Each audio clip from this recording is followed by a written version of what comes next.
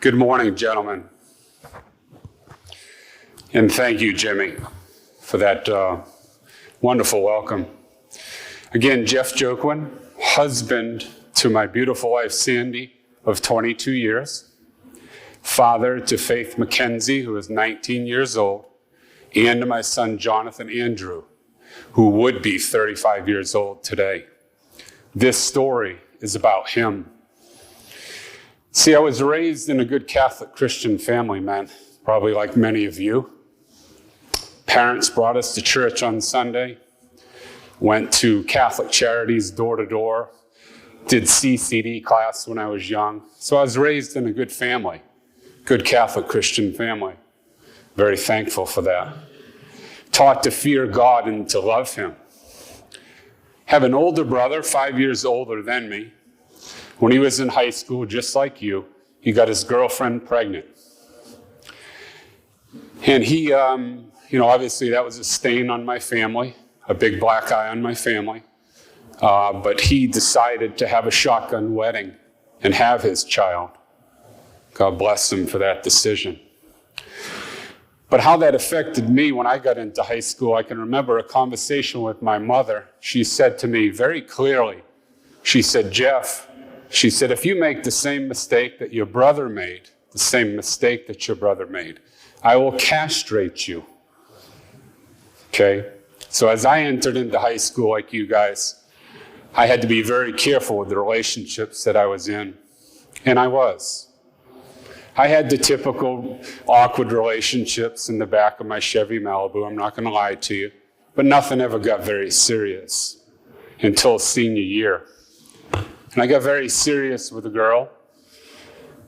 And I, thought I loved her. 17 years old. We don't really know what love means, gentlemen. I can trust you. But one day I picked up the phone. She had called me. And she said to me, we have a problem. And all of a sudden, all I could think about was my football career was going to be ruined. I thought she was taking the pill. Should I have used protection? This was before she even finished what she called me for. We have a problem. I said, what kind of problem do we have? She said, we're pregnant.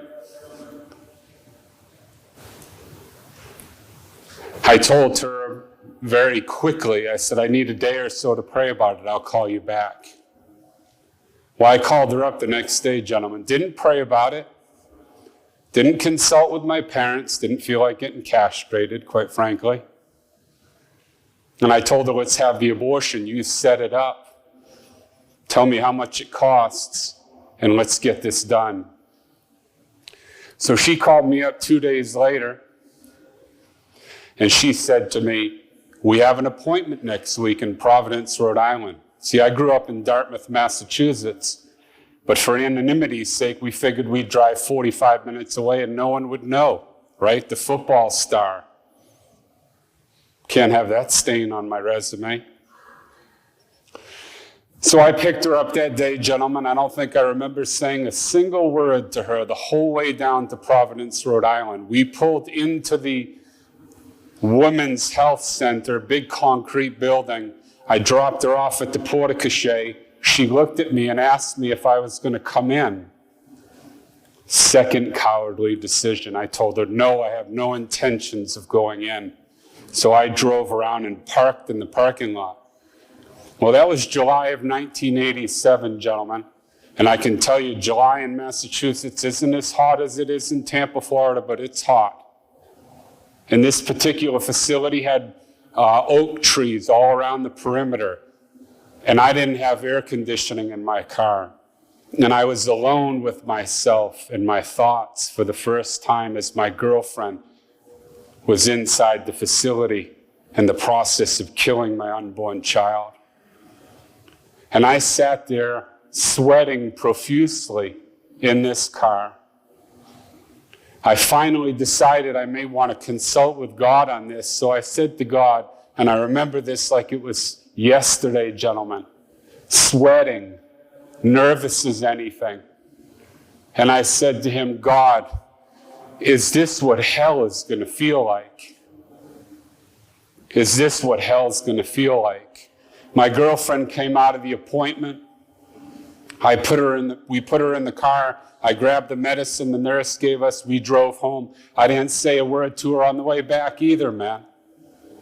Dropped her off, called her up 24 hours later, told her that we were going to break up. I wanted to put this behind me, put this decision in the past. What a joke that was. What I did do, though, is I went into a spiral out of control of drugs and alcohol and objectification of women for the next 7 years. I'm not going to get into details. We don't have enough time. Jimmy's given me 20 minutes. But I'm going to tell you 2 stories. My understanding, you guys won the state football championship this year, right? Congratulations. Well, somehow, some way, with all the drugs and the alcohol, I figured out how to play football in college, too. Good enough to the point where I was a 2-time preseason All-American, and the Buffalo Bills came to several of my football games. One in particular, Springfield College, my junior year. They came, had a particularly good game that game. And after the game, the Buffalo Bills scout was going to come to our locker room. Well, he ended up going to the opposing team's locker room first. And I was offended by that. So before he came to our locker room, my 2 buddies from Springfield College showed up. Those are the guys that had all the drugs. And I decided to leave with them before the scout showed up in our locker room. That's where my mind was at the time. Something I had worked for the last 10 years of my life. 3 hours a day, I was going to flush down the toilet because I wanted my drugs. The drugs and the alcohol would have tried to heal for the mistake that I had made years before. That's story number 1. Story number 2, fast forward to 23 years old, still having drugs and alcohol on a daily basis. Well, that particular day, we spent all day at the beach. Alcohol, drugs, cocaine, enough to kill a grown rhinoceros, for crying out loud. That day ended at 2 o'clock in the morning as I sat in my parents' den as a 23-year-old man having a cocaine-induced heart attack. I called my brother up. I said, Mark, I'm sorry I wasn't the brother that you deserve, but I'm going to die here tonight, bro. I'm going to die here in our parents' den. I'm going to die here tonight. And he said, let me call 911. I said, no, don't do that. I said, I'm going to meet the God of the universe here. He's either going to come and save me or I'm going to go meet him. One of the two is going to happen. I hung up the phone with him. I said, if I don't call you back in 10 minutes, I love you. All I can tell you, gentlemen, is the God of the universe, the God of mercy, rushed down. All I felt was a warm feeling from head to toe. I remember waking up the next day, praying on the side of my bed, saying, God, can you please put my life back together for me? And you know what? He did, because he does. That's what he does. He takes broken and wounded people like me, like you, and he heals us.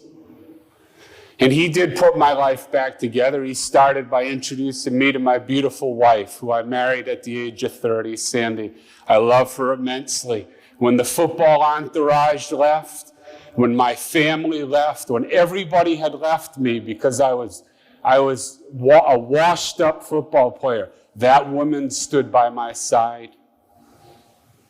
Then God gave me the blessing of a child at 31 years old, Faith McKenzie, the greatest gift God has given to me outside of my wife. See, God was faithful. He always is faithful. But you know what, man? He didn't give me that son I was looking for. So I used him like a vending machine in my early 30s. God, you can't give me a son. I've got nothing for you. Can you imagine that? And you know, as I reflect back years later, you know what he said to me? He said, Jeff, I did give you a son, and you killed him. That's what your son is.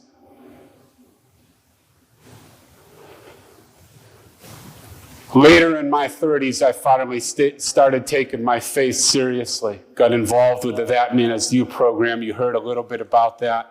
Got a spiritual director. My spiritual director, the first couple times I saw him in my mid-30s, I didn't know God, didn't know who God was, even though I was raised in a good Catholic family.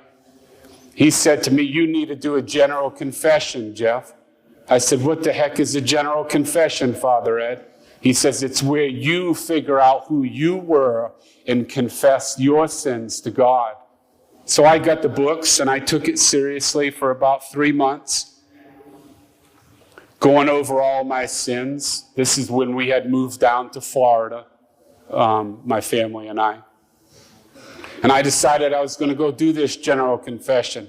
Well, about an hour and 15 minutes into that general confession at Corpus Christi Church here in Tampa, I had to confess murdering my son so many years before. And gentlemen, I can tell you the tears flowed like a river. The priest was crying in the confessional.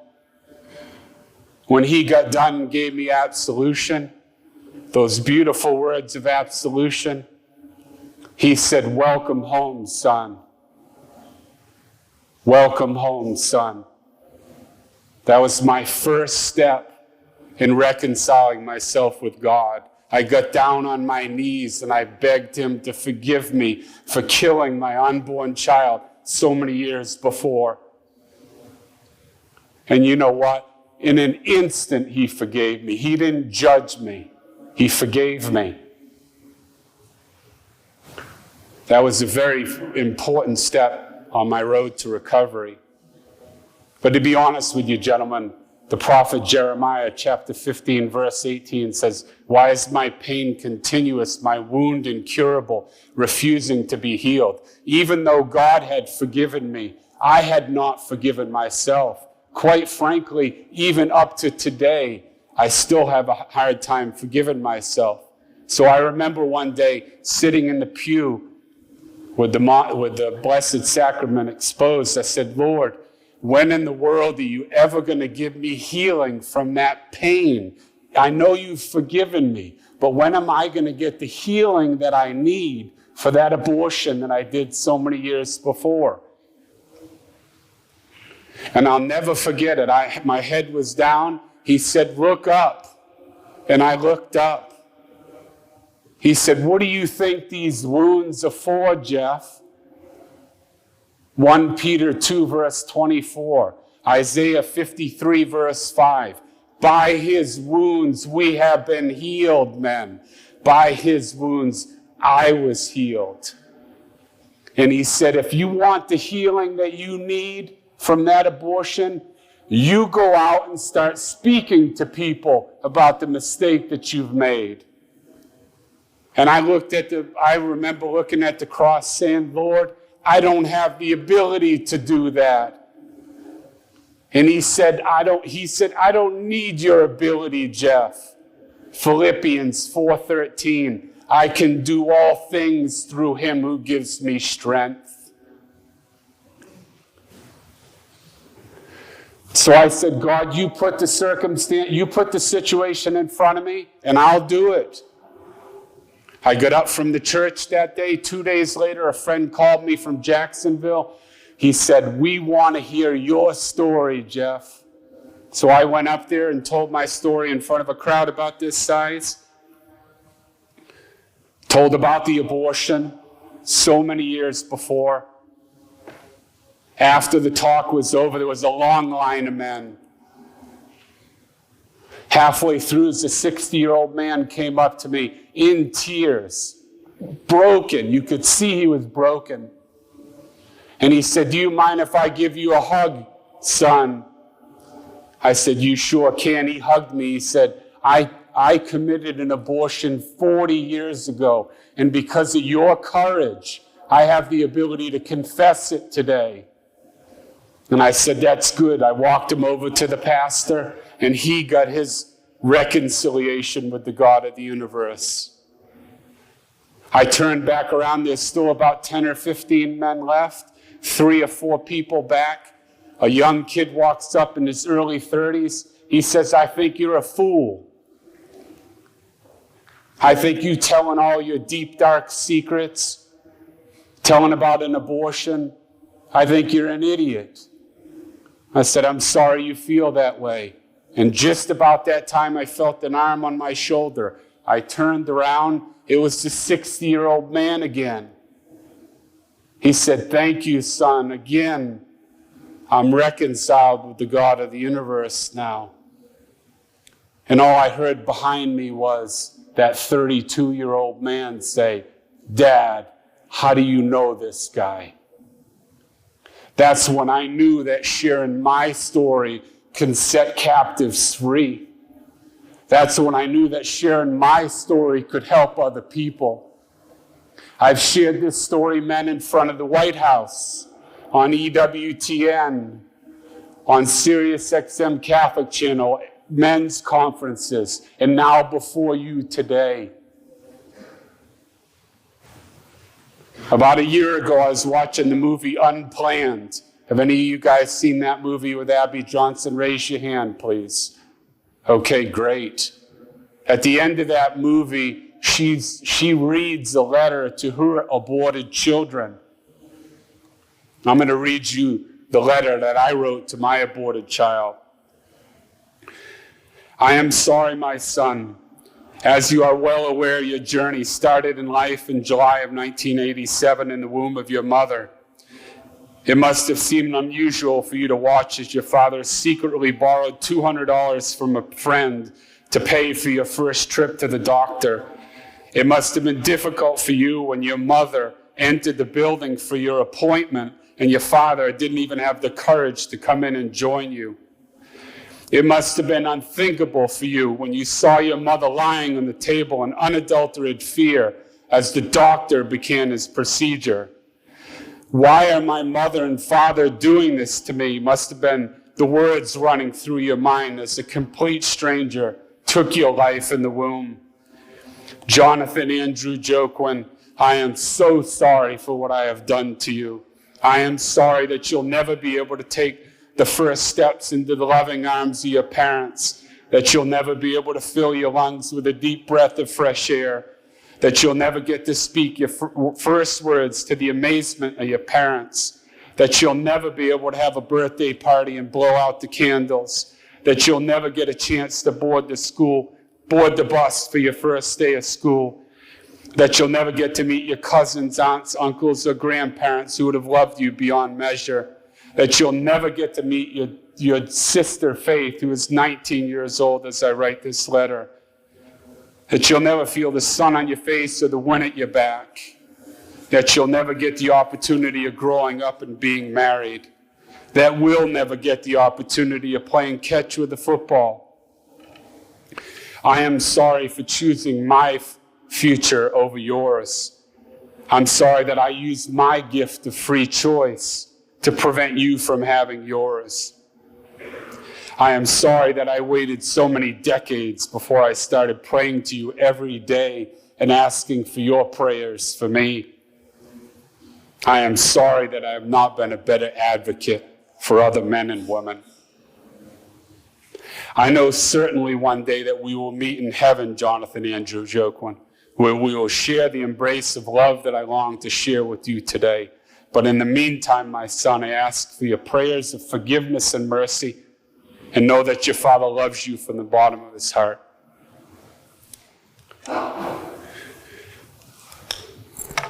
Gentlemen, the God of the Old Testament, in the book of Deuteronomy, chapter 30, verse 17, says this: I put before you life and death, the blessing and the curse.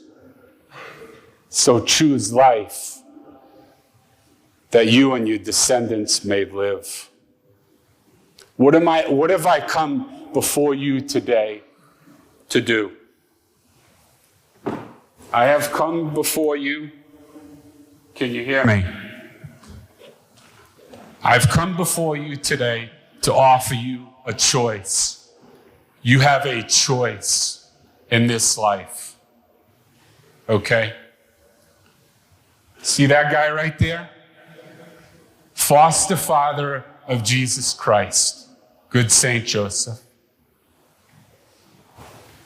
He married the most beautiful woman that has ever walked the face of the earth, and he gave birth to God made flesh. This child did not come from the fruit of his loins, but he stood up, men. He stood up and defended the child in his wife's womb. That's choice number one. Choice number two is to do what I did 35 years ago. Gentlemen, we are all called to live a chaste life. You are, those of us that are married are, those of us who are religious priests, we're all called to be chaste. And for those of you that are practicing living a chaste life, God bless you. Keep up the good work. But for those of you who aren't, when you get that phone call, men, choose life. Choose life. God bless you.